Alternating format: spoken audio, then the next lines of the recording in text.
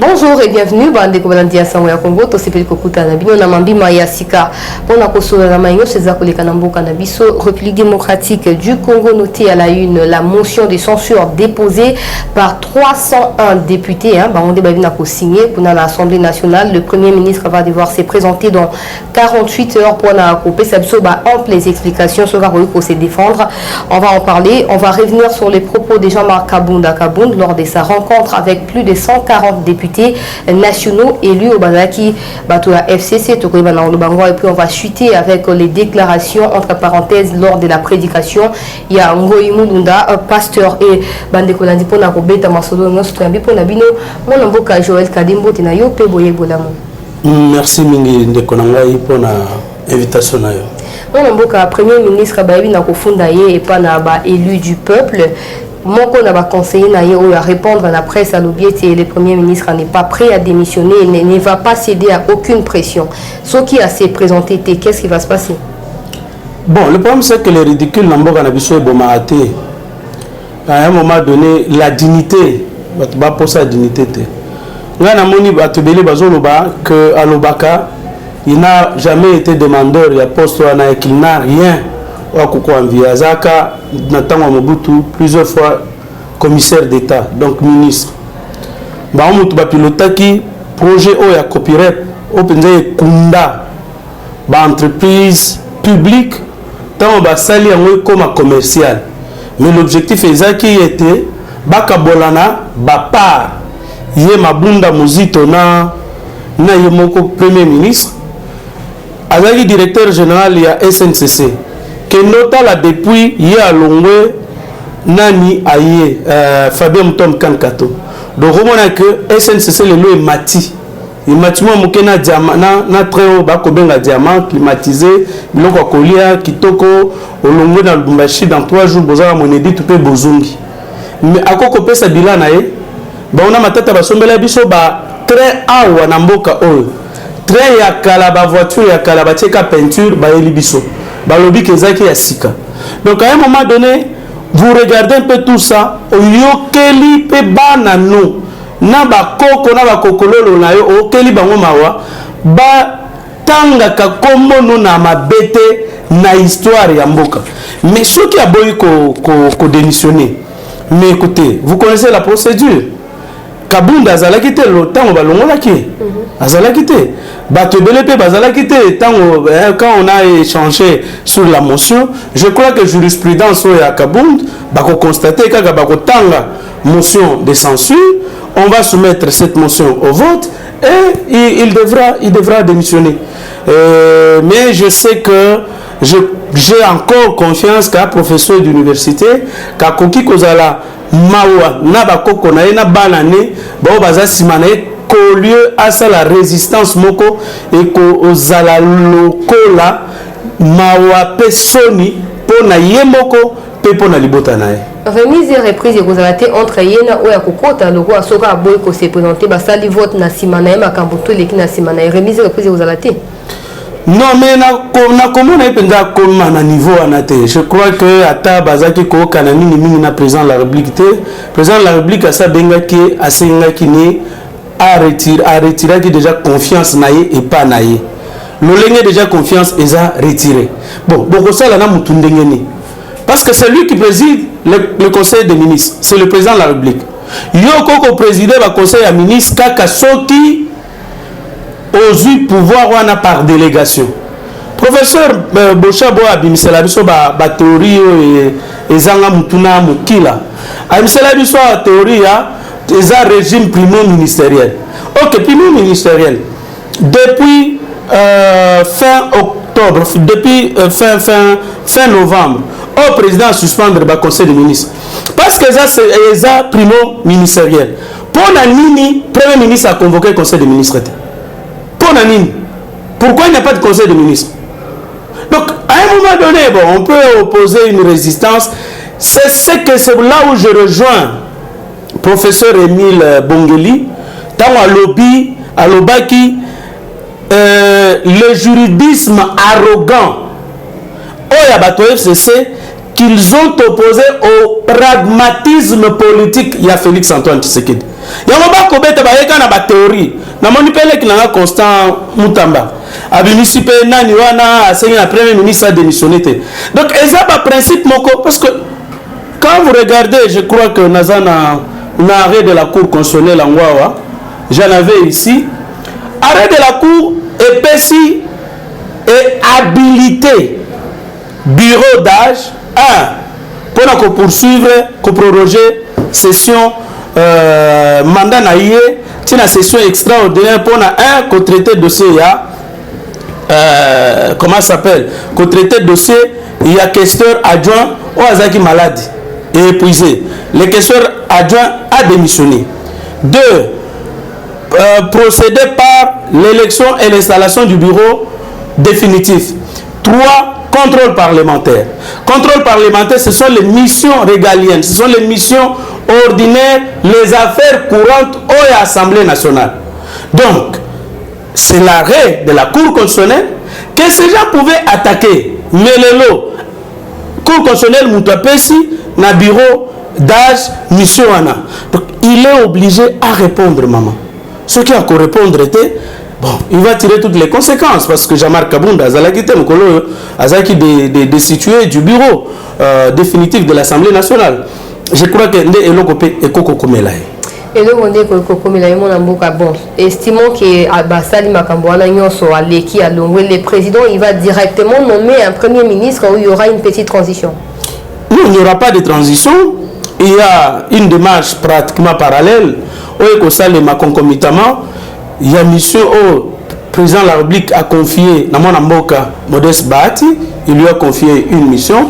Il y a identifié coalition parlementaire au sein de laquelle a nommé Premier ministre. Donc ce sont des choses qui pourront aller très rapidement. Avant tout ça, choix ya kosala en tout cas en termes de figure bakoki kozala nommé topé élu président du bureau définitif donc d'un côté à mon amboka Jean-Marc Kabunda. La réunion s'est passée entre le président et ces 3 leaders là, c'est-à-dire Jean-Marc Bemba et puis Katumbi. La question qui fâche les athées Kabunda pesa qui est mission par la mokondi amboka okende ko bimisa secret à réunion wana to maman qu'on se pose d'abord première question. Jean-Marc Kabunda lobby pendant 42 minutes na réunion. Pour nini bakati kaka était ni wana ya 1 minute 30 secondes. Quelle est l'intention bakangeli yango pour na kopanza na ba réseaux sociaux parce que zaya muto alekisa na ba réseaux sociaux te. Ya liboso, ya mibale. Est-ce que Jean-Marc Kabunda kosi? C'est la deuxième question qu'il faut se poser. Parce que bango balobi lokuté ezawapi malhonnêteté ezawapi bango balobi te tango tokotana nga président de la République tobimisa cahier de charge topesa ki cahier de charge yango babimi kuna bapanze on a ba réseaux sociaux bazui ba chien de chasse o nyonso balobela Katumbi na ba média babimisi bango babandi ko sala bruit babandi ko menacer tolongwe ainsi de suite et balobi au départ biso tokende kuna pona ba poste. Mais écoutez, on veut tromper qui? Parce que et là bakende la kuna ezaki kaka te bango bazwa primature va proposer mutu premier ministre na Assemblée nationale va proposer mutu soso à la président de l'Assemblée nationale. Mama pona nini on en est arrivé, il y a rupture, il y a coalition FCC cash. Président de la République a signé ordonnance. Donc à lobby, monsieur le Premier ministre contre-signé ordonnance va proposer. Et comme il n'y a pas Premier ministre a boy co-signé on a kingakati. Pour qu'il examiner, signé ou bien n'est pas signé. Bon, ok. Toujours il y a la licence sous système moko. Au moins le principe on peut dire non. Na yomoko président na pouvoir discrétionnaire na on nomme président et premier ministre au sein de la coalition mais que ça soit na pouvoir discrétionnaire na yo pas ça les marque tous à la coalition na mutu oyo lolenge linunga inukamba amoni sibisu passe awa pour la consigner ordonnance et attribution des ministères ça fait une année madame pour la notifier président namba membre du conseil d'administration de la SNCC, paye à Jekamine et sali une année pour nous notifier. Alors, tous sont là au départ à la même case. Et tu as dit que Bangomi Balé Baza va concurrer à Tshisekedi en 2023. Non, à un moment donné, soyons sérieux, soyons honnêtes. Et on n'a rien oublié. Ce qui s'est passé à Genval, ce qui s'est passé à Genève, on n'a rien oublié. Et c'est ce que Jean-Marc Kabound dit, Baela Kinde Post, c'est ça la vérité. Il faudrait que l'opinion Baela que Eza Kinde Likamouya Post, c'est légitime. Je dis bien, c'est légitime que Moutou a exprimé sa ambition. Mais les ambitions ont leurs limites lorsqu'on sait le Lenge Kani, coalition Oyasika, union sacrée pour la nation, est ennemie. Ce n'était pas facile. Jamais. Tribune et professeur vote autant à Koloba alors comparé apport numérique n'a apport politique. Oui, par rapport au poids politique, vous avez un Bemba qui a un poids, vous avez un Katumbi qui a un poids. Mais en termes maintenant d'apport arithmétique, parce que Balongwa qui est déjà dans FCC, avant, Bazaki 140. Si on doit être logique avec soi-même, si on doit être rationnel avec soi-même, Bemba na Katumbi Solo 5 députés na bango ba kosala 80 députés. Parmi lesquels bango nyonso baza allégeance, basalela allégeance na Bemba ou bien na Katumbi te. Alors, vous comprenez comment les choses se passent. Et ceux qui ont eu 80, mais maintenant, quand on est dans les négociations, parce que cahier des charges au Balobi, président, c'est du plagiat, c'est du copier-coller. Comme je suis intellectuel ici, il y a des conditions posées pour notre travail par rapport à la guerre S, par rapport à la situation sociale, par rapport à la par rapport à la gestion de la forêt, par rapport à l'entreprise minière et pétrolière,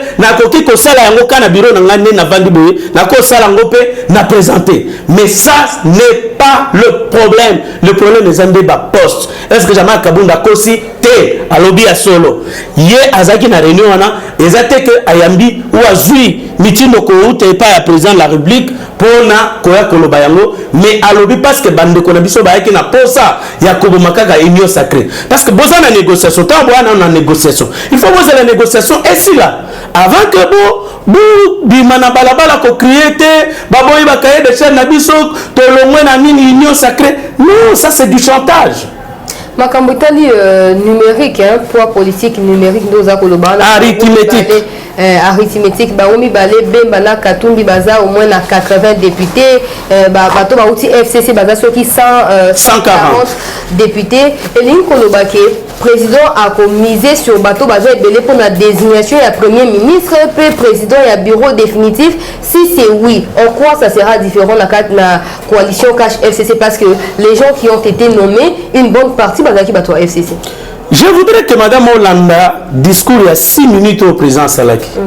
Na discours oyo tant assisi ba consultation oyo il y a Lobaki. Alobika a connommé gouvernement, mais gouvernement wana ekozala na impulsion ekozwa impulsion na yemoko. Okomona ta ba geste azo sala azoloba ngai par moi. Pas de loko ko consulter lisusu batu. Il y a avant premier ministre a signé eloko il faut que gemena. Avant signé il faut que Kachobwe pour pas analyser on a Kachobwe et son la président de la République té ndé biloko wana ndé to boyi biloko wana ndé to zo boya ce qu'il faut que l'oba expression avec ça ici un premier ministre sous l'impulsion du président de la République pour que on puisse quand même accorder le salut na peuple nabiso la loi suprême c'est le salut du peuple. Et pendant qu'on tire les leçons à passer, on ne peut plus encore rentrer dans le premier ministre avant ça les locaux. Il faut assez d'autorisation. Président et Assemblée nationale, Bajoye Alongwa, deuxième personnalité en Mboka pour répondre à président de la République. Président à Londres, à Salinini, Mabunda Abimiawa, président, pour attaquer Kofinga, président de la République. Alors, Biloko Anande Tozoboya. On attend 2023 que ceux qui ont leurs ambitions vont postuler. On laisse quand même à Tshisekedi de déterminer ce mandat. Il y a un baki Batouba Koya na union sacrée pour la nation. Baye, est à la PPRD, est à la FCC, est à la CACH, ezala lamuka bango nyonso baye pour quelle raison? Pour que topesa quand même changement bateau, il y a changement et changement wana, il y a des bonnes personnes à FCC, il y a des bonnes personnes à Lamuka, il y a des bonnes personnes na Cash. Na FCC loko la nani soki le batumi ke bon mona mboka Joël Kadima Lubomboka yo oponi nani pour la présidence et à bureau définitif et assemblée nationale et puis oponi nani pour la primature. Bon, lelo vous savez eza batumoko par exemple comme à la primature batuba compétent basala déjà balakisa ce qu'ils sont. Si d'ailleurs ce qu'il faut tenir compte il y a un équilibre géopolitique la primature je sauterais pour quelqu'un comme Christian Mondo. Donc à côté Kalawana parce que moi Namboka Ilunga Ilunkamba je crois ce gars à Olomamite Azaya ya Tanganyika. Donc le pouvoir restera dans le Grand Katanga. Azamayele a une expérience, il a déjà géré Bafui, Tomona Yango. Et quand vous prenez quelqu'un comme Sessanga, c'est quelqu'un de très intelligent, qui a déjà géré un ministère, qui a déjà été directeur de cabinet d'un vice-président Namboka, Ariba Rouage et Ayebinyoso. S'il faut un niveau de l'Assemblée nationale, en termes d'arithmétique, et là je suis en train d'aller sur l'apport arithmétique et politique. Aujourd'hui, Namboka par exemple, Neti Jean-Pierre Liao. Parmi les 4 premiers présidents, il y a Union pour la démocratie et le progrès social. Azamwana, il y a Tatawana. Papa Naya Atika Nyon son apoto. Pour la Koako Bundisa dictature. Pas na étranger, l'olenge ba to comment na ba na biso ba na ba YouTube. Net ba celle qui est à Paris, qui ne fait que se battre seulement na ba réseaux sociaux. To sei na bango ba ya l'olenge mwana mboka asalaki papa Liao le professeur Liao ayaki apona combattre la dictature ici sur place atika ki ba professeur na nyoso atik ba moni pasi. Donc ce sont les gens qui ont les stigmates, il y a vicissitude au bango ba monarchie pour le pouvoir contre la dictature à Mobutu. Ce qui est allé par rapport à la géopolitique, Azaya ancien Grand Équateur, ancien Mongala, ancien Bumba, et pas Wapi, Maman Mabunda Abimaki. Donc, Ekolukaba, frustration. Et c'est parmi eux qui sauter le premier pour briser la peur, pour affronter, briser la glace. Parce que c'était parmi les premiers. Il y a qu'à répondre à la consultation. Nous avons quitté que Makambo a changé, nous avons constaté que la majorité est changée. Tout le monde était encore en train, il y a un côté un peu d'une manière expectative, et là on est comme la biso. Mais Bango Bazui, courage na Bango. Courage na Bango pour tout le monde, c'est que ba député Moussous Balanda. Et je crois que ça sera un couronnement normal pour que Azwani Nouana. Et autre raison, Liao a été au Parlement depuis 2007 comme conseiller juridique, conseil juridique et diplomatique, directeur de cabinet adjoint à président de l'Assemblée nationale, directeur de cabinet pendant plus de 7 ans. Donc, Eza Moutoumoko a eu un rouage, a entré à un couloir sur l'Assemblée nationale. A eu qu'on traité dans l'administratif, a eu qu'on traité dans le personnel politique, a eu qu'on traité dans le député. Parce qu'il y a un peu de du temps de Minako. Je crois, au lieu de Bozo Moutoulisou, Sonnet, Maman Mabunda, à Koya, à Zulissou encore une année pour apprendre le rouage. Là, ça risque d'être beaucoup plus difficile. Il y a 4 piliers à UDPS autrefois, faire face à Mobutu, combattre la dictature, etc. Et la répartition est un gâteau finalement. Tshisekedi Félix, moi na ya Etienne, Liaou Kunape, moi na ya Liaou Yakala. Donc, bana bon ça se trouve pas qu'Ensambo Kaliboso pour faire sa idéologie à la fondation à UDPS. Ma soeur. Moi, je viens du néant. Naouti Pinda, du néant et à néant.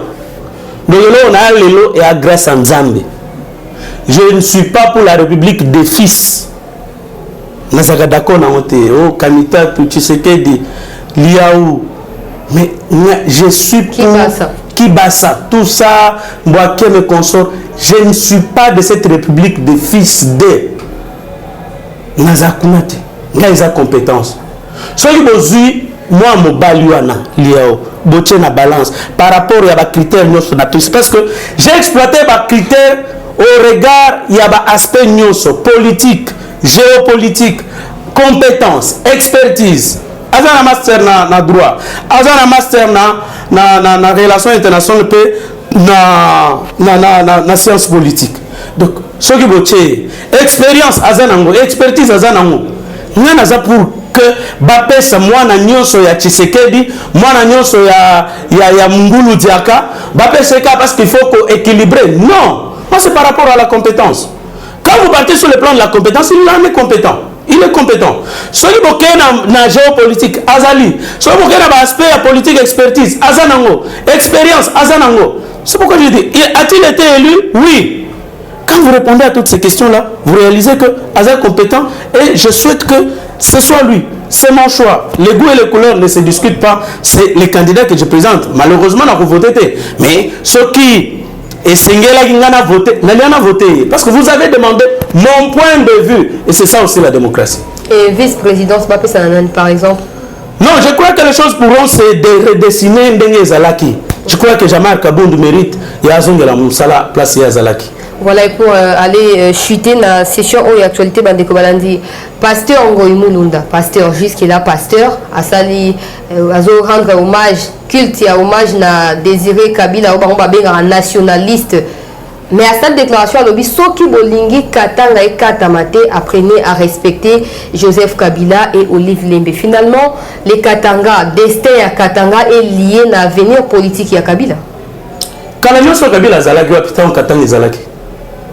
Quand nous sommes Katanga, Bamoni passe na Katanga, Kabila Zalaki. Olive Lembe Zalaki. Yo mon aïe Katanga. À un moment donné, respecter les gens. Nous na Koloba. Donc, Katanga kozala na Congo kasoki président aza Katanga, premier ministre Katanga. Et ba tribu nyonso toza 450 tribus. Yana le bela makambani nit. Lelo il y a que Kabila qui est Katanga plus que ba nyonso. Webina ni kioni na lukonde wa kufa. Ba bangote. Eza na régime ani. Soki eza régime est respecté. Ba Katanga te eza régime à Joseph Kabila. Na kotangelo ba exemple les a ebele. To ba na 2007. Conseiller juridique ya Joseph Kabila akufaki na ba condition moko to ebité. Samba Kaputo, professeur, akufaki na ba condition moko to ebité. Mais les indiscrétions, dit c'est parce qu'il s'est opposé aux Rwandais. Même yo, comment il s'appelle? Katuma Manke. Lolenge kanya akufaki. Nanya monaki corps ya Katuma Manke. Akatangete. Moïse Katumbi, il fallait azala dauphin pour pouvoir étiquer la Nakatanga. Yemo Kongo Mulunda Lobakiam. A komaki on peut na tweet na. Mais oyebi ndenge ni Moïse batungisa qui on l'a torturé, batubie na kotuba, on l'a même piqué la piqûre pour na cause expression na. Bachaki poisson. Akendaki combien de fois akendaki Liban Mboka. Et on l'a contraint à Kovanda Libanamboka. Bapesi la nationalité nyoso. Zambien, sud-africain, juif, italien, grec. Nyoso kaye. Azay katangete, maman. Vano Kiboko, un grand notable katangé. J'ai dit bien, grand notable katangé. Ako kende soin, avant kende, basanga basalaki, marche pour nous réclamer principe, respect à principe, il y a un district, une province. Denge Lualaba, ezalaki district urbano-rural, yango ville ya Kolwezi, na Muchacha, na Lubudi, ezala province, babomaki bati, on avait tiré sur les Katangais. Une sanga est morte. Musanga wana azapenza Katangais c'était le lenge ya Joseph Kabila na Moussous. Donc ezala Katangais, baza likolo ba Katangais Moussous ba na se. Madame, Muyambo Kiasa, Abimi à l'obité, il faudrait que Moïse aza la candidat. Aza contre révision en constitution, aza contre troisième mandat de Joseph Kabila. Bale babo mayeta waza okende pango ka sanjote. Nous on va lire un avion. Babo yaki a atterri na Mujimai. Et tant wazongi avec awana Kisasa le 18 ou le 12 janvier 2015 contre la loi il y a ils ont conditionné organisation à l'élection à l'identification de la population par le MIP. Mouyambo banyataki le colo. Bapanzi yango banyaba bomaye na butu. À 3 heures du matin, on l'a arrêté. On l'a amené dans une géole. Wapi, pas juge naé. Bamien na amer. Mouyambo a fait ici en prison combien d'années? 4 ans jour pour jour. Et bon, Nino, Papa Klungwa Kumwanza, le père de la conscience katangaise, va séquestrer yé na ndaku na yé, prisonnier na ndaku na yé, pendant une année. Il y a Katangete. N'a plus par exemple, il y a Bakatangé combien ba moni passi na régime à Joseph Kabila. S'il y a un régime qui sait un peu remettre de l'honneur, de l'importance au Katangé, et c'est un régime anti-Sekedi. Et puis, bah, chantage au Nyon Sobako Sala, ma soeur, sur la sécession. Mais comment on va le la sécession? Ils ont chantage à Pamba. Colonel Kunda, na prison, avec Bakangama Kiba, Bakangama Kiba, na ba Edi Kapende. Vous avez celle combien d'années na prison? Et puis, Bango Bazaki, accès na soins médicaux. En violation, il y a un régime pénitentiaire na Mboka Nabiso. Tu peux le réaliser? Et Edi Kapende a Katangete. Nelly Moukalai, parce qu'il y a Moussé Laurent Désiré Kabila. Les lois Zawad. A Katangete. Et tant que nous sommes comme on n'a pas su. Jeannette Kabila Zala quitté. Katangé combien on passe na digital. Katangé combien on passe. Laissez ces histoires là. Au moment les loyo, c'est difficile que sécession ait réussi. Et puis la RDC Zagamboka Mokoya Bilaka. Jamais Mboka Oeko Panzana. Je vous dis bien, jamais. Le Congo restera un et indivisible. Le Congo restera un. Tout le monde va député élu à Ron Katanga pour ça la déclaration, notamment Janet Otangi Wana Bazako exiger libération immédiate et puis sans condition. Il y a Naningo Imulunda. Mais la question, curieusement, est dit qu'à peine dans un de Katangi a bimi tout le monde une déclaration et le moment où c'est pénité comment la libération naïe tout. Bango baza ko exiger comme bekopé lobini par rapport à la déclaration en Goimulunda wana. Mulunda ezande ko banga ya justice landa lolenge akamba kiseni. Et puis bazoti nande ko tindae parce que bayebi qu'est-ce qui s'est passé? Tous les Congolais nous sommes égaux devant la loi. Gédéon Kyungu tout comme Bonyoso basalaki bambeba ezala awa na mboka oyo na mokili oyo ezala na siècle à venir ils devront répondre kokanisa te que ba chantage wana bazo sala kisangane okatama ça ne se fera plus madame. Et pour finir, mon amboka Joël Cadet, tout le monde est à côté, tout le monde banzimio, bazako ndimamen, ba pepi boye drapeau ya katango basi ba dessina. Est-ce qu'il faut dire que la communauté autrefois victime les lois comme yé moko pe complice ya malheur que le coco mais les lois binandel. Les manipulation, on dit les peuple ba peuple mususu ba manipuler, les manipulation donc va passer au mois 2000, mois 5000, les beaux drapeau, beau pépa. Oui, c'était quelque chose de prémédité. Hein, c'était quelque chose de prémédité. Là, il y a l'ingité, que la bande qu'on a besoin de problème à la député, il y a grand Katanga Awa. Je ne souhaite pas que Balou ait un problème. Parce que Baloba qui a beau répondre à Yuma Albert. Mais je ne le vois pas aussi puissant comme hier. Alors que l'on arrête un peu, c'est une simple manipulation. Le Congo restera indivisible. Et Nalobaka toujours. Qu'il n'y a pas un seul lopin de terre na RDC où ils sont pauvres. Donc c'est le problème aujourd'hui, c'est un problème à gouvernance, ils ont un problème à bonne gestion. Ce qui est une gestion, vous pouvez développer cette province-là, ils ont des richesses. Pétrole les alliés, na Kassai, pétrole les alliés, na Kivu, pétrole les alliés partout, diamant les alliés. Cuivre en Congo central, cuivre ezali. C'est question qu'aujourd'hui on gère bien, on contribuer à notre trésor public et qu'indépendant na développement ya mboka na biso l'unique obstacle ezali ezaka banzela. le jour où la ville net Sankuru et Kofongwama Nabatu, le jour où Bumba, le jour où l'Isala sera ouvert, vous pouvez partir de l'Isala Tina Katanga par route. Je ne vois pas parce que Babilo Kokolia Eza Kopola na ba village na biso pendant que biso tozali awa ko zanga biloko Kokolia. C'est un problème de route, c'est un problème de bonne gouvernance. Il n'y a pas une seule province où il n'y a que le miel. Non. Les Katanga et Tongama, Nabatoba Nundu, Katanga et Tongama, union minière. Dio Katanga et Tongama, na caoutchouc ya Équateur. Et Tongama na huile ya Kotaba Nundu. Et Tongama na Bakasai, Bazo Bengalelo. Et Tongama na ba Rwandais. Na ba Burundi, tozaki na Congo, Urundi, Rwanda. Donc, et salama na batunyo sona, tout le monde peut se réclamer de l'héritage du Katanga. Donc, mutoko ko le balelo teka eza ya biso, eza de miel, c'est parce que les colonisateurs avaient concentré et fourni kaka likolo ya cuivre ya kolwezi ya kipushi na ya sodimiko et puis ya Lubumbashi. Donc en dehors de ça ma chère, toutes les provinces sont riches. Toka mamboka na biso to lingana.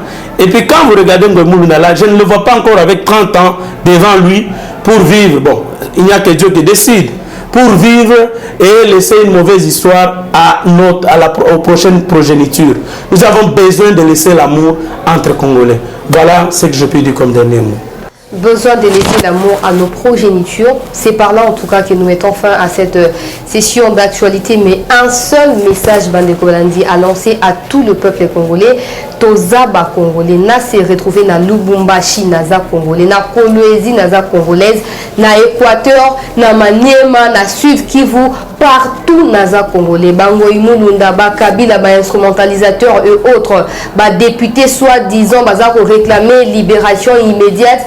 Souvenez-vous que Bino Goza ba député parce que le peuple congolais vous a choisi. Et Bolingi Lebo c'est mes troubles na Katia peuple congolais, vous n'allez pas réussir. Les Katanga demeurent dans les Congo.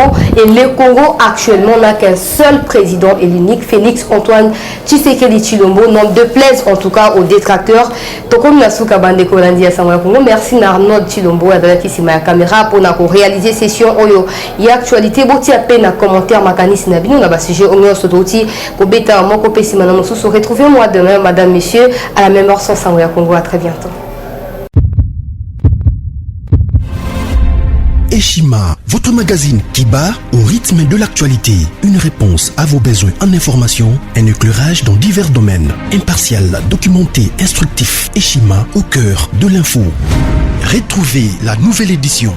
Exclusivité, le professeur Willy Kitobo Samsoni maîtrise le secteur des mines et gagne le pari de la mobilisation des recettes publiques. Désormais membre de Cobalt Action Partnership, le ministère congolais des Mines a abattu un grand travail dans sa sphère. Contrôle régulier de l'application effective du nouveau code minier, loi sur la sous-traitance et paiement de la rétrocession due aux entités territoriales décentralisées, ouverture et attractivité du secteur des mines aux investisseurs, relance des entreprises du portefeuille de l'État, le ministre Willy Kitobo assure le suivi et contrôle technique des activités minières sur toute l'étendue de la RDC. Focus, augmentation de 66% des recettes, le directeur général des impôts Barnabé Mwakadi Mwamba, en technicien avéré, impulse les performances de la DGI. Dossier Eshima 2021, année de tous les enjeux. Nation, Hubert Mihimi Mouawa, directeur général de la Sona Hydroc, présente ses vœux de nouvel an au président de la République. SU, la rétrospective 2019-2020 du ministre Thomas Louaka, un mandat placé sous le thème du redressement du système éducatif du supérieur. Agence de prévention et de lutte contre la corruption, un casting à refaire. Économie, Eshima Magazine revient sur les commerces générationnels en RDC. Retrouvez l'intégralité du magazine Eshima dans les kiosques. Eshima Magazine, un nouveau standard d'information.